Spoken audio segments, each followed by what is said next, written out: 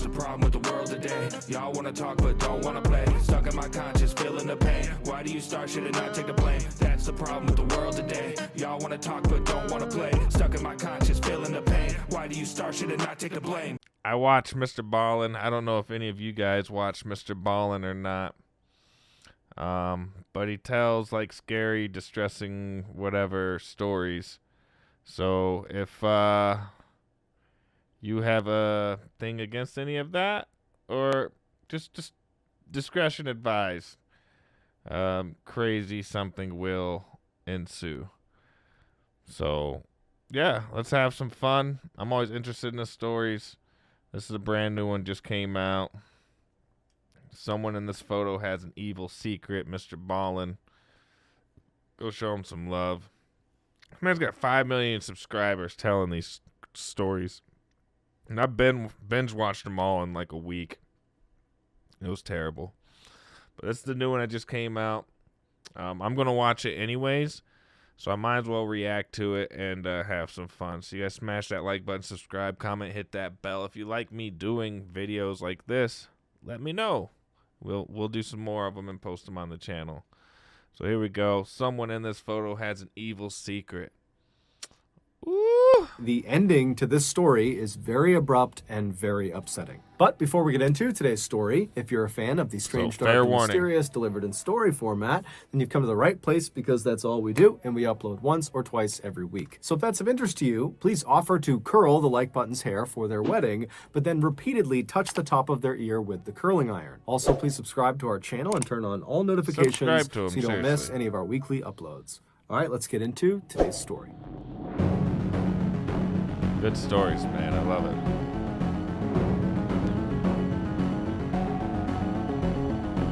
The Strangers. Strongsville, Ohio used to be just another typical quiet American suburb. Nice homes, nice families, nice restaurants, and a mall.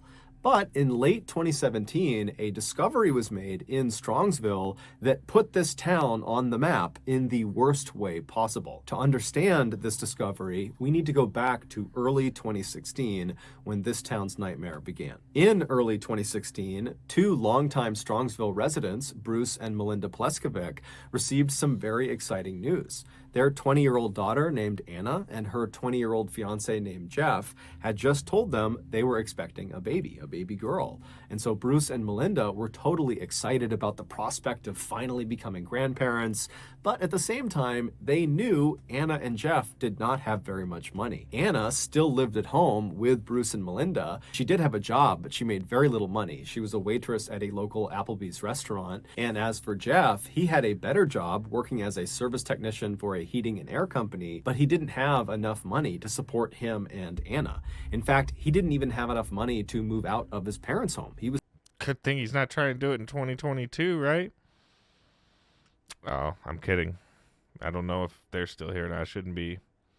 You know what? Let's get back to the story. But I'm just saying, like, you know, both of you got to work now, and it's still a rough time. It's crazy, right?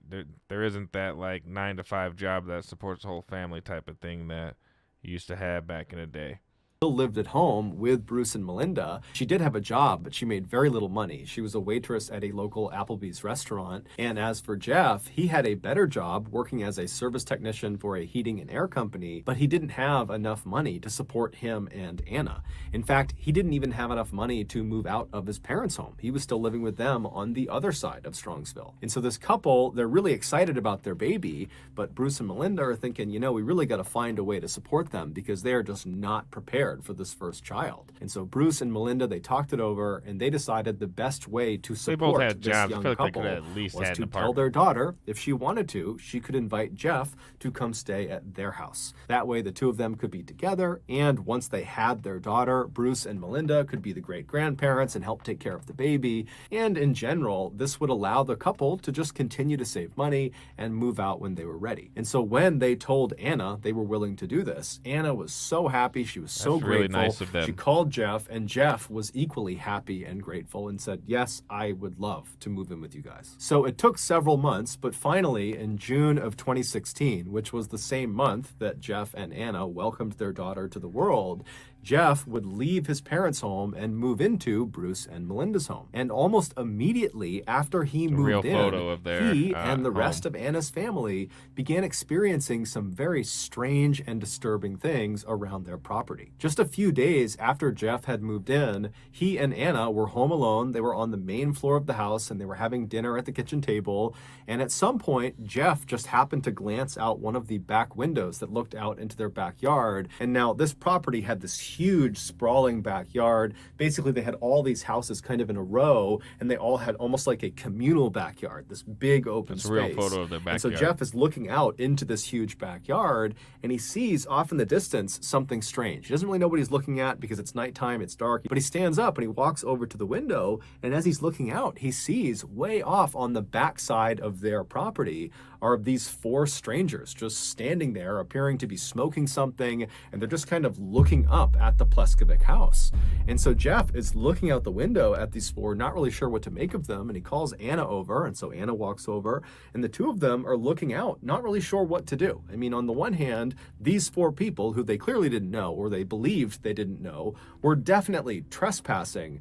But at the same time, they weren't really doing anything. They were just kind of standing there smoking. But as they're watching these four people, one of them begins walking up the property towards their home and then stops alongside the Pleskovic trampoline, which was in their backyard. And this person begins fiddling with the trampoline. And so at this, Anna's like, you know what? I don't know what they're doing. I feel totally uncomfortable. And so Anna would actually call the police. And so the police, they come out. But by the time the squad car arrived in front of the Pleskovic house, the four people in back must have seen the car and they took off running. And so when the police officer went in the backyard and looked around, there was no one there, and there was also no sign they were there. There was no dropped cigarette butts or anything. They just kind of vanished. And so the police officer told Jeff and Anna, if they come back, let us know. And so the officer left. And then a little while later, when Bruce and Melinda came home, Jeff and Anna would tell them about what happened, and they would agree that that was totally strange, that in all the decades they had lived in Strongsville, they had never had anybody stroll onto their property and just loiter in the middle of the night. And so for the next couple of days, the family was definitely on edge, but after a little while, this whole incident was largely forgotten about. Fast forward about 5 months to November 2016, and Anna was home alone with her young daughter, and she's playing with her daughter on the first floor of the house towards the front of the house.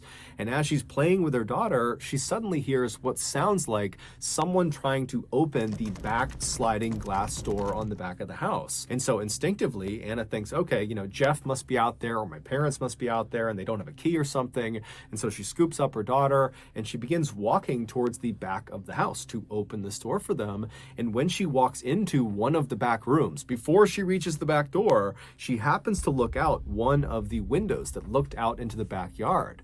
And standing right up against the glass is this unknown male figure with his face pressed up against the glass. And so Anna just freezes and stares at this guy. And then this guy, he notices Anna and he ducks down out of view. And now Anna's thinking to herself, this is the guy. He must have been trying to break in my back door. I'm home alone. I don't know what's going on here. I don't know if he's going to try to break in again. And so she just turns and runs back towards the front of the house. She runs upstairs. She goes in a bedroom. She locks the door and she calls the police. But by the time the police come out there and they look around, they can't find this unknown figure that was at the back of the house. And there's no sign of an attempted forced entry. And so unfortunately, what sucks is that's your area, right? It's your house. That's where you're supposed to feel comfortable. And that's what gets taken away when someone does something like that. That security of being in your own place gets taken away. Ducks down out of view. Home alone. I don't know what's going on here. I don't know if he's going to try to break in again. And so she just turns and runs back towards the front of the house. She runs upstairs. She goes in a bedroom. She locks the door and she calls the police. But by the time the police come out there and they look around, they can't find this unknown figure that was at the back of the house. And there's no sign of an attempted forced entry. And so unfortunately, they told her, look, I'm sure this was very traumatic for you, but there's really nothing we can do here. There's no evidence to suggest who did this.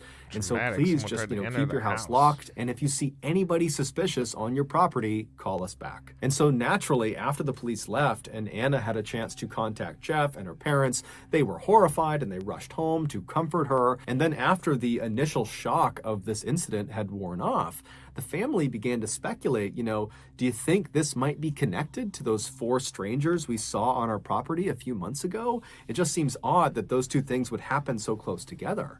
And then the family began to think, okay, well then who is this person? Who are these people? What do they want? Why are they targeting us? What's going on? Because as it was, the Pleskovic family, they didn't have any enemies, at least none that they knew of. If anything, the people of Strongsville adored this family, especially Melinda, the mother. For the past 20 plus years, she had been a middle school teacher in town and her students adored her. She was also a big time soccer coach in the community because she had played in college and she was still very passionate about it. There's So a she was huge this twist amazing in the end, coach. so we'll see. And in the eyes of many parents in the Strongsville community, Melinda was a bit of an inspiration because she was not only the mother to Anna, she was also the mother of an 18-year-old boy named Kyle who had Down syndrome and was nonverbal. And Melinda just had this unbelievable way with him where she was so good to him. She incorporated him in everything. She got him so involved. She gave him the best life he could possibly have.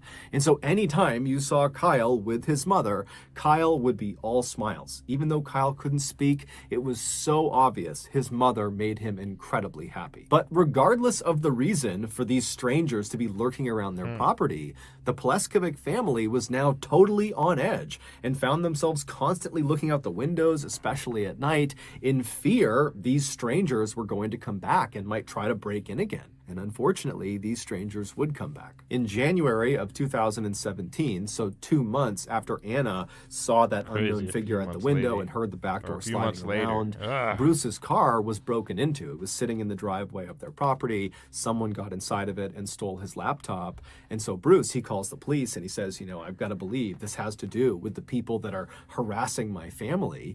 And the police believed him and they began looking around and asking around, but they could never track down the laptop or the thief. And so once again, the family was kind of left on their own. And the police said, look, if you see anything else, let us know. But there's not much we can do here. A few months later, in July of that year, Anna, Jeff, and their daughter were all home together one night when Anna happened to look out one of the back windows on their first floor, and out on the very back of the property were 3 strangers just standing in that same spot where they saw those 4 strangers smoking the year before.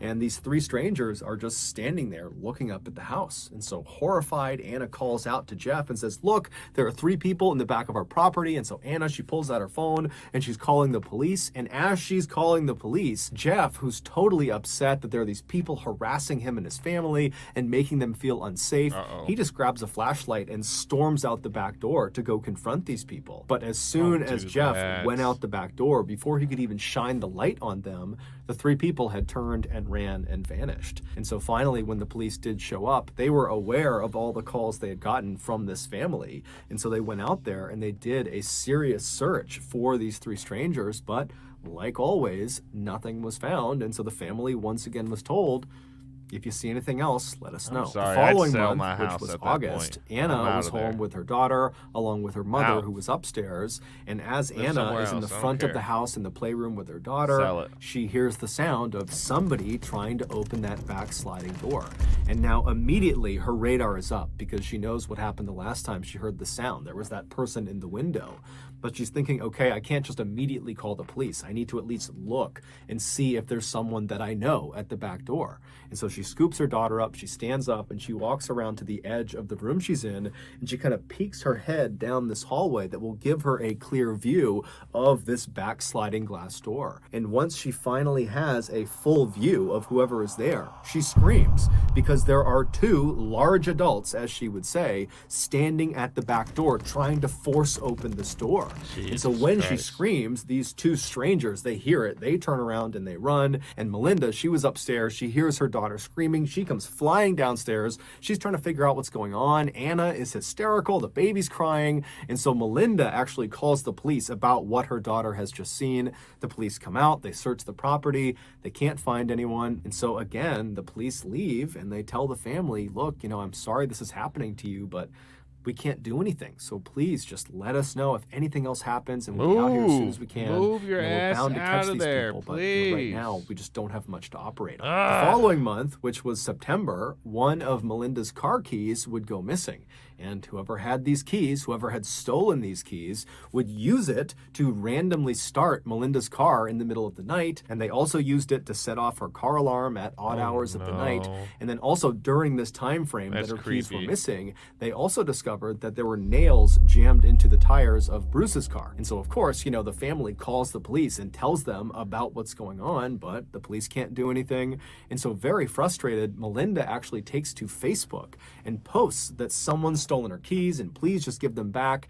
And just overall, she's pleading with whoever is harassing her family to just leave them alone. But unfortunately, this post would not do anything. The harassment would continue. A month later, on October 19th, Jeff was home alone when he heard the sound of the backsliding glass door rattling. And now he knows that every time this has been heard by Anna, that there's always some stranger at the back door. And so Jeff grabs the family dog and he very carefully turns and looks down that hallway towards the back door to see who this is. And right as he pokes his head out, he sees there's this large adult figure with a hood up trying to open this back door. And so the dog sees this person and starts barking and running towards the door. Jeff runs after the dog, and this big person outside who's trying to break in, he sees the dog, he sees Jeff running, and he turns and he runs away. And so Jeff and the dog, they stay inside the house and they watch this guy just take off across the property and disappear into the tree. There's no way you have this many encounters. There's no way you have this many encounters and stay in the same house. I'm sorry. You sell it. Whatever you have to do, you sell it. You downgrade. You do whatever. Get the fudge out of there. There's no way I'd have that many encounters of someone trying to break into my house. One is enough. One is enough. You know? That's crazy. You know, you maybe get over the first one, but there's no way someone comes into my house twice. I am not shipping up and going somewhere. That's too much. And Jeff would call the police, but like always, the police came out and there just was nothing they could do. 4 days later, on October 23rd, Jeff, along with his young daughter and Bruce, they went to the local Applebee's where Anna worked to have dinner there and have Anna wait on them.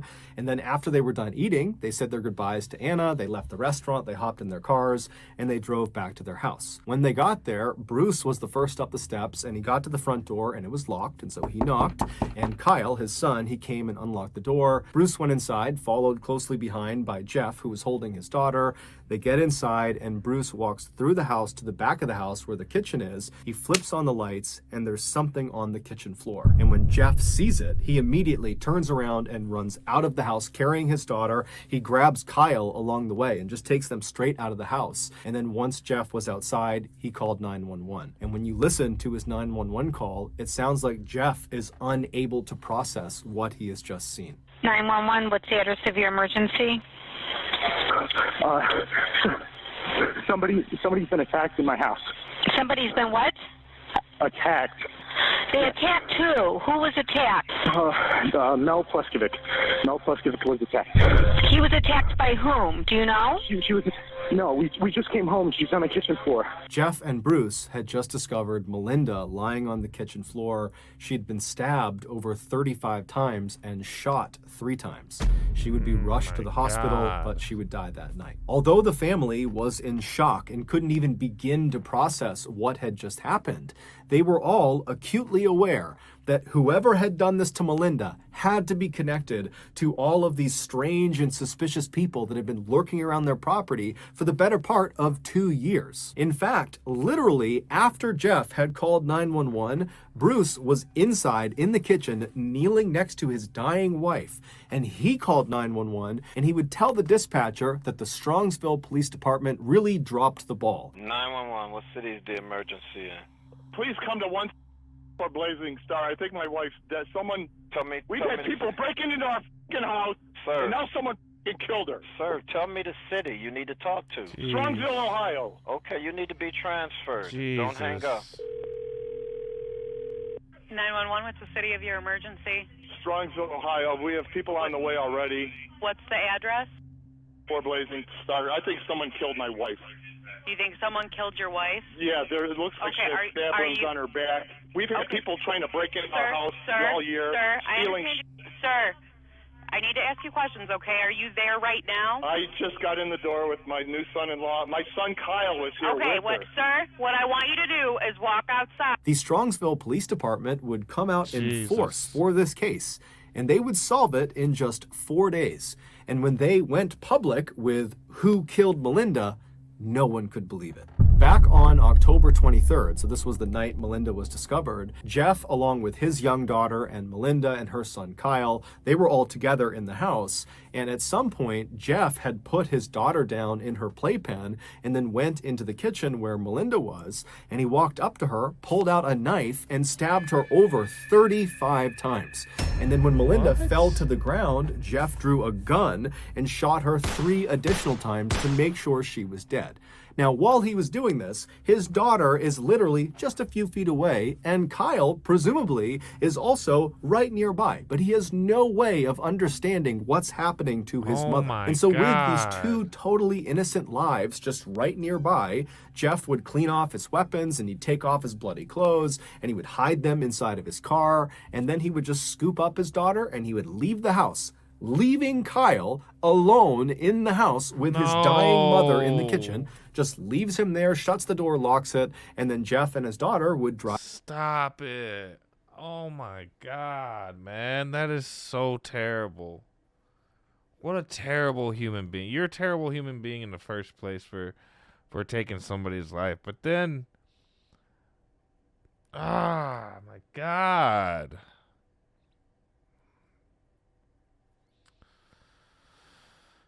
Okay, so is he connected to the people that are trying to break in this whole time or not?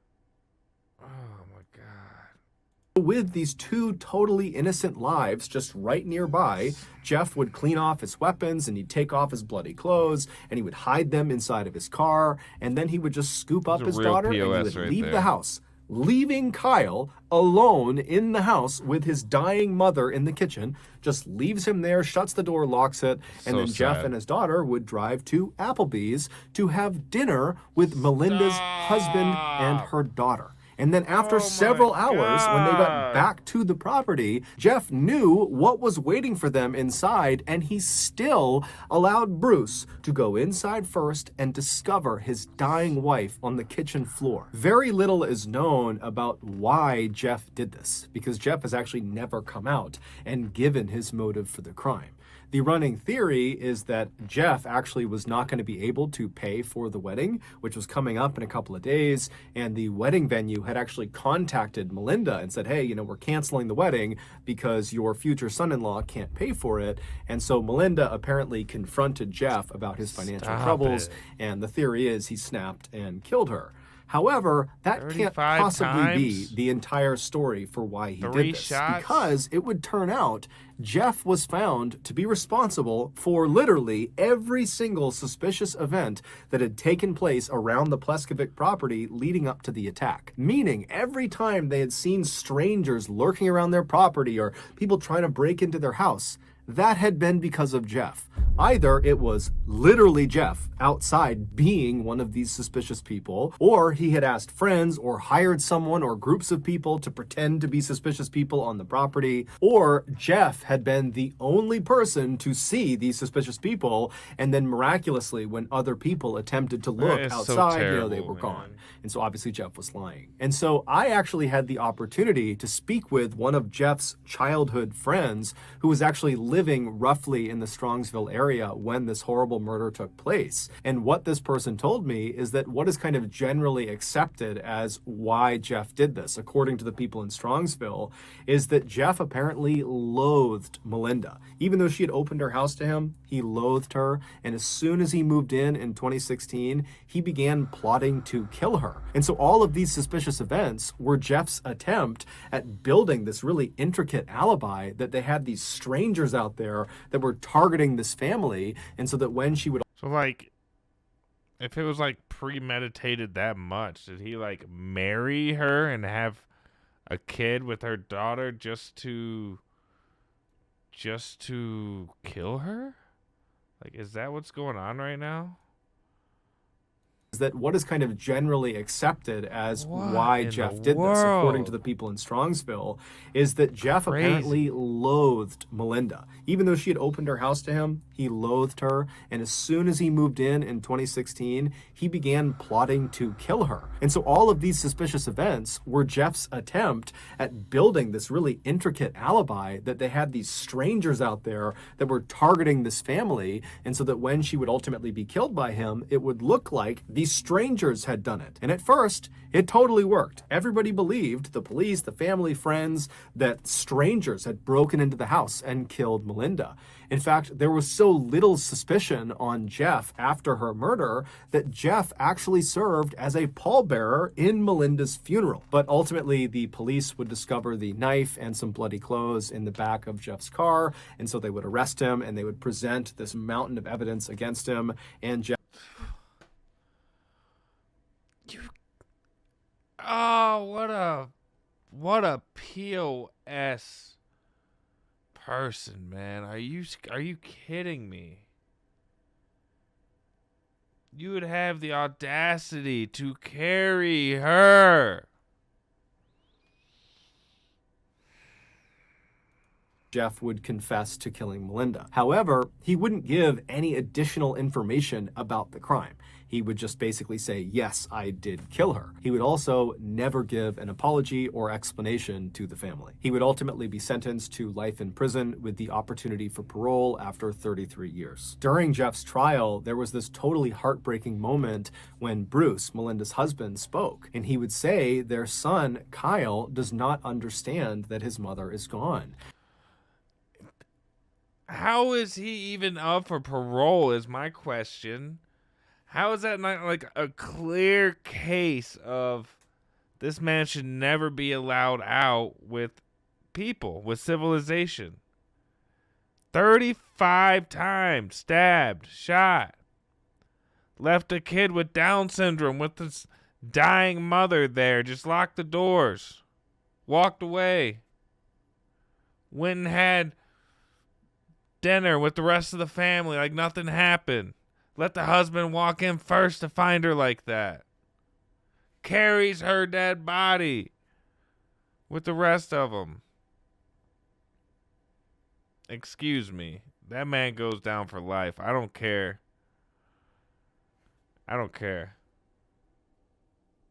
There's no way you get out of jail and the man's only like 55 and still got the rest of that time of his life to live. The crime. He would just basically say, yes, I did kill her. He would also never give an apology or explanation to the family. He would ultimately be sentenced to life in prison with the opportunity for parole after 33 Do not years. give him During that parole. Jeff's trial, there was this totally That is heartbreaking insane. moment when Bruce, Melinda's husband, spoke. And he would say their son, Kyle, does not understand that his mother is gone. And so now, every time they go out to eat, which is something Kyle really likes to do and he used to love doing with his mother, he'll just sit and stare out the window, eagerly expecting his mother to show up any minute. But of course, That's she never so does. sad. So that's going to do it, guys. If you got something out of today's episode and that's you so haven't done this sad. already, please offer to curl the like button's hair for their wedding, but then repeatedly touch the top of their ear with the curling iron. Also, please subscribe to our channel and turn on all notifications so you don't miss any of our weekly 1 or 2 video uploads. We are now selling merchandise like flannels and hats and Go check out shop.MrBallen.com, man. sweatshirts and all. Seriously. Go show them some love, man. Awesome stories. I always get too involved in them. I love them, man, but that's sad. You know, you have someone in your house that you think you can trust. You don't have any suspicion, like none at all. I don't know. That's crazy. To know that he was behind all of it. And then no remorse afterwards. Like, you destroyed that family and a community. Because she was a middle school teacher, which means she meant a lot to not only like other teachers and people like that, but to kids. She meant a lot to kids. And to her own son. Terrible, man. There is evil in the world. That is for sure. That's a good example of one right there. If If y'all enjoyed me reacting to things like this, smash that like button, comment, all that good stuff. Let me know what you want to see next. This was fun. Got a little crazy.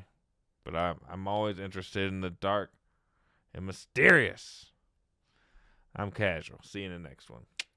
Bow.